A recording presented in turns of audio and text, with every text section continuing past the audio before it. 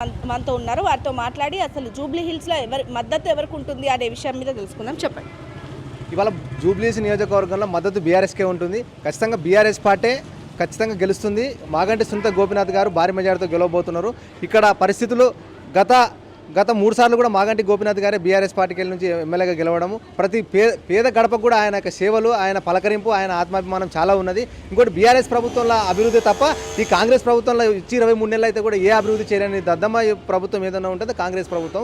ఇవాళ వచ్చి మేము 4000 ఇళ్ళు కట్టిస్తామని చెప్పడం అబద్ధం, శుద్ధ అబద్ధము. ఇప్పుడున్న గ్యారెంటీలోనే ఇందిరమ్మ ఇల్లు కట్టిస్తామని చెప్పినటువంటి దుర్మార్గమైన ప్రభుత్వం. మరి ఇవాళ ఇందిరమ్మ ఇల్లు ఎక్కడున్నాయి జూబ్లీహిల్స్లో, అది చూపించాలని ఇవాళ రేవంత్ రెడ్డిని డిమాండ్ చేస్తున్నాం మా జూబ్లీహిల్స్ నియోజకవర్గం నుంచి. కాబట్టి ఎట్టి పరిస్థితుల్లో వాళ్ళు ఇచ్చిన గ్యారెంటీలే అమలు చేయడానికి దిక్కులేదు వాళ్ళకి. ఇంకా మళ్ళీ 420 హామీలు ఇచ్చారు. 420 ఎవరంటే 420 ముఖ్యమంత్రి ఎవరంటే రేవంత్ రెడ్డి. ఓన్లీ ప్రజాపాలన అని చెప్పుకుంటున్నాను, కానీ ఇది ప్రజా కంటక పాలన, ప్రజా నయవంచన పాలన తప్ప ఇది ప్రజలకు మేలు చేసే పాలన కాదని ఇవాళ డిమాండ్ చేస్తా ఉన్నాం. అదేవిధంగా ఇవాళ జూబ్లీహిల్స్ నియోజకవర్గం ప్రజలు మేము ఖచ్చితంగా నిక్కచ్చి కూడా ఇవాళ బీఆర్ఎస్ పార్టీ వైపు ఉన్నారు. కేసీఆర్ గారి నాయకత్వాన్ని కోరుకుంటున్నారు. కాబట్టి గెలిచేది సునీత గోపీనాథ్ గారు తప్ప ఇంకా వేరే గెలిచే పార్టీ లేదు. ఈ నియోజకవర్గంలో బీఆర్ఎస్కే తప్ప ఇంకా వేరే పార్టీ ఇక్కడ గెలవడానికి ఆస్కారం లేదు. కాబట్టి బీఆర్ఎస్ని అక్కడ చేర్చుకునే పరిస్థితి జూబ్లీహిల్స్ నియోజకవర్గంలో ఉందని తెలియజేస్తున్నాం.